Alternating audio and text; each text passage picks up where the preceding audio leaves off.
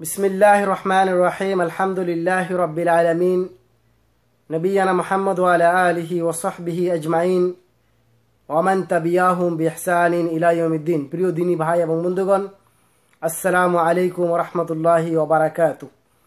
সবাইকে আন্তরিক শুভেচ্ছা জানিয়ে নেসমে বিন শাবান অর্থাৎ শাবান মাসের 15 তারিখ, যেটাকে আমরা শবে বারাত নামে পরিচিত, এই সম্পর্কে কিছু আলোচনা করব। আমরা সবাই জানি যে এটি বেদাতি দিবস, তারপরে এই দিবসটি কেন বন্ধ হচ্ছে না? আমাদের সমাজ থেকে, আমাদের কালচার থেকে জানার পরেও এই বেদাতটি কেন নির্মূল হচ্ছে না, এর কিছু কারণ উল্লেখ করব। কারণ আপনারা ইতিমধ্যে অনেক আলোচনা শুনেছেন এর করণীয় সম্পর্কে, শাবান মাসের এবং এর বর্জনীয় সম্পর্কে। আর আজকে আমি আলোচনা করব যে এই শাবান মাসের যে 15 তারিখে শবে বরাত পালন করা হয়, এটি কেন বন্ধ হচ্ছে না জানার পরও। কারণ আমি সরাসরি লাইভে আসতাম অনুষ্ঠানটা নিয়ে, মানে আজকের আলোচনাটা নিয়ে, আর নেট স্লো থাকার কারণে আমি আসতে পারিনি। তা আমি ভিডিও করছি, আমি আজকে আলোচনা করব। আর আপনার বিষয়টা জানতে পারবেন যে আমাদের সমাজ থেকে কেন বন্ধ হচ্ছে না এই শাবান মাসের 15 তারিখ। এর কয়েকটি কারণ উল্লেখ করব। মূলত এর 5টি কারণ আমি উল্লেখ করব। প্রথম 1 নম্বর কারণগুলো আমি বলি যে আমাদের সমাজের যে আলেম সমাজ যারা ওই দিবসগুলো পালন করে, তাদের কারণে বন্ধ হচ্ছে না। দ্বিতীয়, আমাদের দেশের কিছু যারা ব্যবসায়ী রয়েছে, যারা এই দিবসকে কেন্দ্র করে তাদের কিছু লাভ হয়, তাদের কারণে বন্ধ হচ্ছে না। এবং তৃতীয়, আমাদের দেশের কিছু মানুষ রয়েছে যারা নামাজের দারদারি না, রোজার দারদারি না, তবে এই দিবসটা আসলে যেন তারা মনে করে এই দিবসের মাধ্যমে তাদের গুনাহ খাতা মাফ হয়। আরেক শ্রেণীর মানুষ রয়েছে যারা এই দিবসটাকে, সমাজের যুবক যুবতীরা নতুন নতুন পিঠা বানানো, সিন্নি বানানো, হালুয়া রুটি বানানো, অথবা এই দিবসটাকে একটা এনজয়ের দিবস, অথবা এই রাতটা একটা মানে যেন তাদের একটা আনন্দের রাত, তো এই রাতটা উদ্দেশ্য করে, অর্থাৎ এই আনন্দর দিকে উদ্দেশ্য করে তারা এই দিবসটা পালন করে।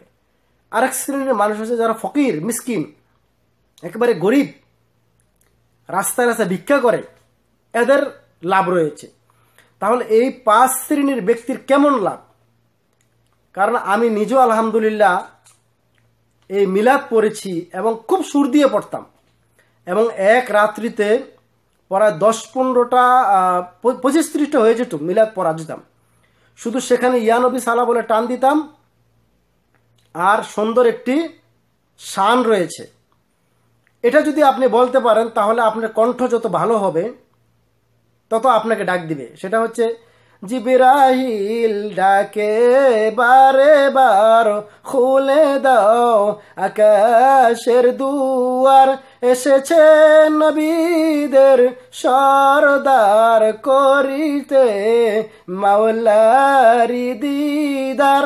একটা রয়েছে, আরেকটা রয়েছে, ধন্য ধন্য আমেনা মাগো, ধন্য আপনার জিন্দিগি, আপনার উদরে তাশরীফ আনলেন রহমাতাল লিল আলামিন। এটা বলে তারা ইয়ানবী ভাবে টান দেয়। এটা রাসূল সাল্লাল্লাহু আলাইহি ওয়াসাল্লামের যেই জন্ম দিবস পালন করা হয়, যেটাকে ঈদু মিলাদুন নবী প্রসিদ্ধ, ওই দিবস অথবা যে কোনো মিলাদের অনুষ্ঠানে এই 2টি সুর অত্যন্ত সুন্দর। তো আলেম সমাজ এই কারণে বন্ধ করে না, কারণ আলেম সমাজ 2-একটা মিলাদ পড়তে গেলে অন্তত 20 টাকা, 25 টাকা, 50 টাকা পায়, আর ভালো খেতে পারে। কারণ এই ব্যবসাটা তাদের বন্ধ হয়ে যাচ্ছে। এই জন্য আলেম সমাজ জানার পরেও এই দিবসটাকে বন্ধ করছে না। কারণ এই যে মানুষের বাড়িতে যায়, সেখানে কিছু ভালো কোরমা ফলাও, তারপরে কিছু টাকা পাওয়া যায়, দিবসটা উদ্দেশ্য করে অনেক মিলাদ চলে, বিশেষ করে এই দিবসে। আরেকটা হচ্ছে মসজিদ কেন্দ্রিক, মাদ্রাসা কেন্দ্রিক, এই সারা রাতটাকে একটা আয়োজনের পরিবেশ করে, আর এখানে মানুষের কাছ থেকে কিছু সহযোগিতা নেওয়া হয়। মাদ্রাসার জন্য বলেন, মসজিদের জন্য বলেন, ওই বেদাতি মাদ্রাসাগুলো, ওই বেদাতি মসজিদগুলো, অথবা ওইসব এলাকাগুলো। তাহলে আলেমদের ফায়দা কি? আলেমদের লাভ হচ্ছে যে আলেমরা কিছু টাকা ইনকাম করতে পারে। আর এক শ্রেণীর ব্যবসায়ী এই দিবসকে কেন্দ্র করে তাদের কিছু ইনকাম হয়। 2 ধরনের ইনকাম রয়েছে। কবরের পাশে আমি দেখেছি, যেহেতু আমি নারায়ণগঞ্জ ছিলাম, সবচেয়ে বাংলাদেশের মধ্যে যত বেদাত বলেন শিরক বলেন এটা নারায়ণগঞ্জে বেশি। নারায়ণগঞ্জ যে জেলা রয়েছে, এই নারায়ণগঞ্জ জেলার মধ্যে শহরের মধ্যে আরো বেশি, কারণ নারায়ণগঞ্জের ভিতরে মাজার বেশি বেশি রয়েছে। অনেক মাজারে যায়, আর যেই মাজারে আপনি যান সেখানে গেলেই টাকা দিতে হবে, টাকা তো মাস্ট। আরেকটা রয়েছে নারায়ণগঞ্জ কদম রসুল মাজার, এটা হচ্ছে নদীর ওই পার, বন্দর থানা বলে। সেখানে তো ওই রাসূল সাল্লাল্লাহু আলাইহি ওয়াসাল্লামের কদম রয়েছে, পায়ের জুতা রয়েছে, সেটাতে চুমা দেয় আর টাকা দিচ্ছে হাজার হাজার টাকা। আমি নিজেও গিয়েছি, আল্লাহ আমাকে মাফ করুক। তো সেখানে গিয়ে হাজার হাজার টাকা দিতেছে, এটা তাদের ইনকাম। এবং এই দিনটাকে সিন্ডিকেট করে, কিছু বিক্রি করে, কিছু কিনে, এবং এই দিনটাকে একটা মেলা বসে। অনেক সময় কিছু কিছু জায়গাতে মেলাও বসে এবং অনেক একটা ইনকাম হয়। তাহলে এই জন্যে এই ব্যবসায়ীদের একটা ফায়দা যে তারা কি করে, মানে ব্যবসায়ী বলতে গেলে এরা তো ওই মাজারের ব্যবসা বলেন, কবরের ব্যবসা বলেন। এমনকি নারায়ণগঞ্জ কবরস্থানে দেখবেন শত শত ভিক্ষার ক্যাম্প বসে আছে এবং হাজার হাজার মানুষ যাচ্ছে, তাদের একটা ইনকাম রয়েছে। তারা বলে যে আমাদের এখানে কবরস্থানে বাৎসরিক কিছু খরচ আছে, সেটা দিয়ে তাদের একটা ইনকাম রয়েছে। আরেক শ্রেণীর মানুষ যারা নামাজের কোনো ধার ধারে না, রোজার কোনো ধার ধারে না, এই দিনটা কেবল আসলেই একেবারে সারা রাত্র ইবাদত করে সারা জীবনের গুনাহ খাতা মাফ করে দেয়, আর হুজুরদেরকে কিছু টাকা দেয়, মাজারে কিছু টাকা দেয়, ফকিরদেরকে কিছু টাকা দেয়, এই দিনকে উদ্দেশ্য করে।